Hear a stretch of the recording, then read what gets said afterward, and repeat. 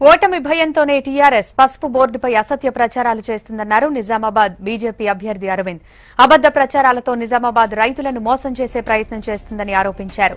BJP అధికారంలోకి రాగానే పసుపు బోర్డు ఏర్పాటు చేస్తామన్నారు అరవింద్. 3 ఏళ్లలో రైతుల ఆదాయం రెట్టింపు చేయడమే బీజేపీ లక్ష్యమని చెప్పారు. జగిత్యాల జిల్లాలో పండే పంటలకి మేము ఫలానా ధర ఇస్తాము అని అంత డీటెయిల్డ్గా ప్రతి రాష్ట్రానికి, ప్రతి జిల్లాకి, ప్రతి నియోజకవర్గానికి అవన్నీ చెప్పుకుంటూ పోతే నేషనల్ మేనిఫెస్టో చదివే లోపల భారతీయుడు ప్రతి 130 కోట్ల భారతీయులు ఎలక్షన్లు అయిపోతాయి. కాబట్టి ఇంగిత జ్ఞానం లేకపోతే మీకు టీఆర్ఎస్ పార్టీ వాళ్ళకి మేమేం చేయలేము. మీకు నేషనల్ పార్టీ అవగాహన లేదు. 25 లక్షల కోట్ల బడ్జెట్ కేటాయించారు. 60 సంవత్సరాలు దాటిన రైతులకి పెన్షన్ ఇస్తా అన్నారు.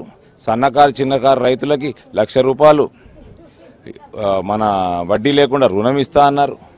పసుపు రైతులు, ఎర్రజొన్న రైతులు, ఇతర రైతాంగానికి మీ దగ్గర మేము అడ్వైస్ తీసుకొని పని చేయాల్సిన కర్మ మాకు పట్టలేదు, మాకు పట్టదు. మేము రైతు సంక్షేమం కోరే వాళ్ళము. అందుకనే మమ్మల్ని తప్పనిసరిగా ప్రతి రైతు, చెరుకు రైతు, పసుపు రైతు, జొన్న రైతు, వరి రైతు, అన్ని రకాల రైతులు కూడా ఈసారి ఈ పార్లమెంట్లో బీజేపీ పట్టని నిలబడి